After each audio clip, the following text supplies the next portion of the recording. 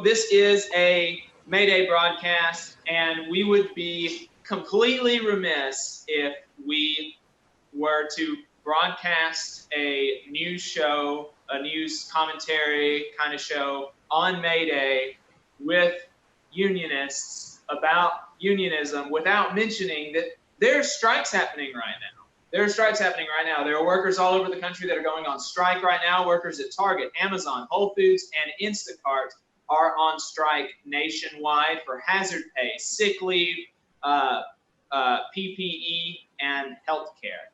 A bunch of these workers are working for extremely low wages. They're working in extremely unsafe conditions at this time, during the time of the coronavirus.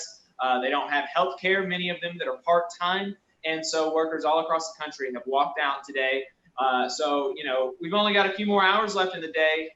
Don't cross the picket line if you haven't yet. You've only got a few more hours left. Just hang in there and wait till tomorrow, or maybe better yet next week, to buy from any of these places.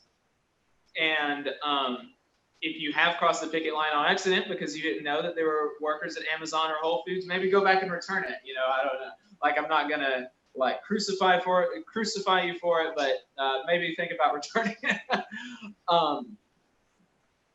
And David, we've talked about this in the past, and last week especially, we talked about one of the first ever strikes in American history, the shoemaker strike that did not have a really solid supermajority. And this strike is unfortunately going to be similar to that in that it doesn't have a supermajority. It's going to be different from it in that this is going to, in all likelihood, be a minority strike.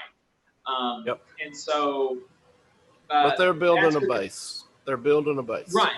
They're building a base. And the reason that that it's a minority strike is they don't have unions nationwide. There have been multi-million-dollar campaigns to bust union drives at these places. Lots of propaganda out there about unions to workers at these places of business. So, there's not the apparatus nationwide to enforce a supermajority strike.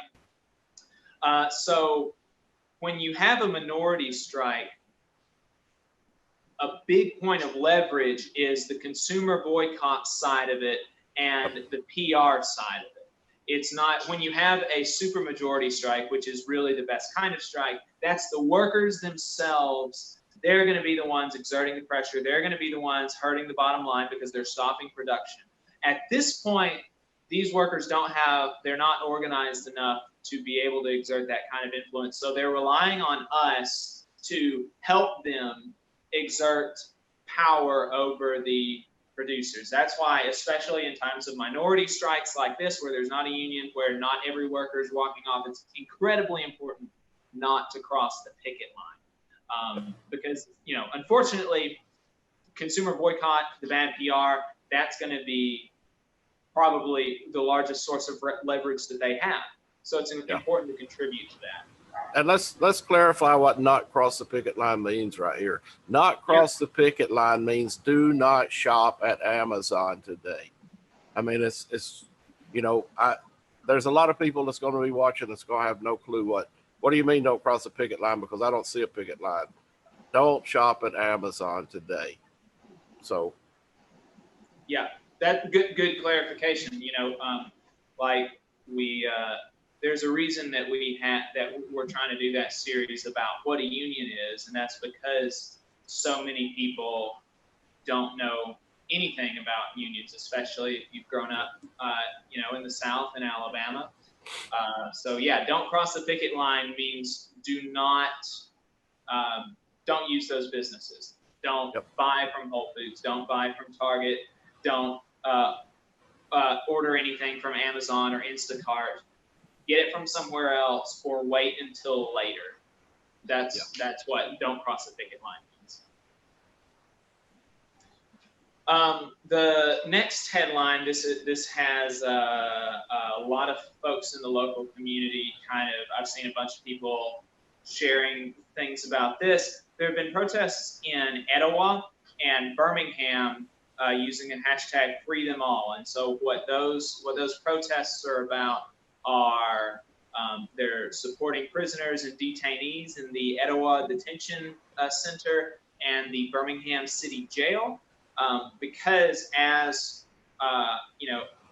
as you can deduce just intuitively, prisons, immigrant detention centers, these places are just tinderboxes for spreading of infectious disease. Probably one of the worst cases in the country at Rikers Island, they have 7 times the rate of infection of New York City, which has the highest rate of infection of any city in the country, to my knowledge.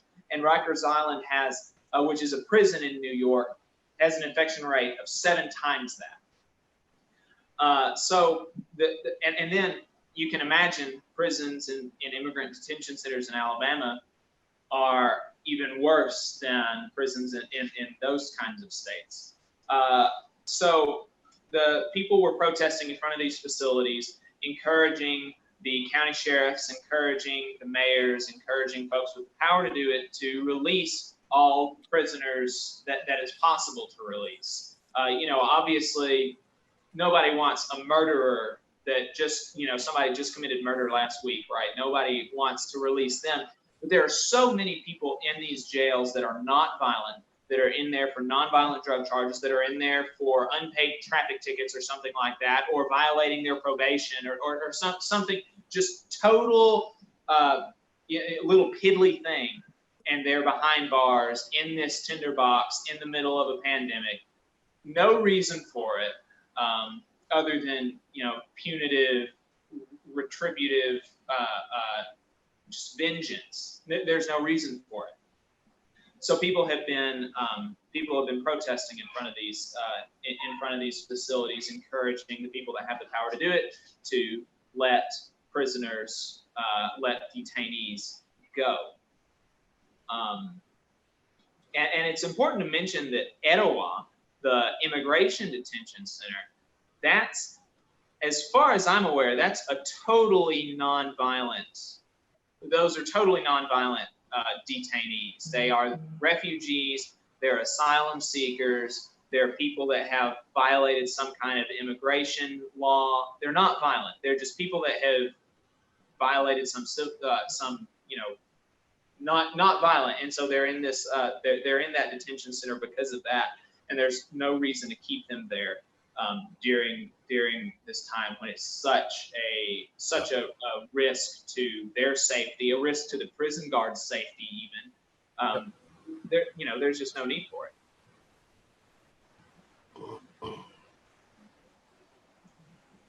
David, you got anything to add to that? Nope. Sounds good. I'm all for it. I don't think anybody should be in jail. Nonviolent offenders in jail. I mean, simple fact is, if you're not a threat to the community, there's no reason for taxpayer dollars to be going to keeping somebody locked up. It's as simple as that. Right. You just watched a clip from the Valley Labor Report. We're in North Alabama talking about the news for workers by workers. We're going to be on the radio on 92.5 FM, 770 AM in the Huntsville, Decatur, Athens listening area on Saturdays from 9:30 to 11 AM beginning in May. We believe that this is a really good opportunity to put new ideas in front of a conservative talk show audience. This is an audience that has never so much as heard the word union in a positive light. But we need help raising the funds to purchase the airtime. So if you could afford to send us a few bucks, you can do that by going to patreon.com/thevalleylaborreport. If you can't afford to do that, that's fine too. There are a lot of people going through some really rough times right now. So if you could just share our videos, that would be really helpful. Be sure to subscribe to our YouTube channel and follow us on Facebook and Twitter. Thank you.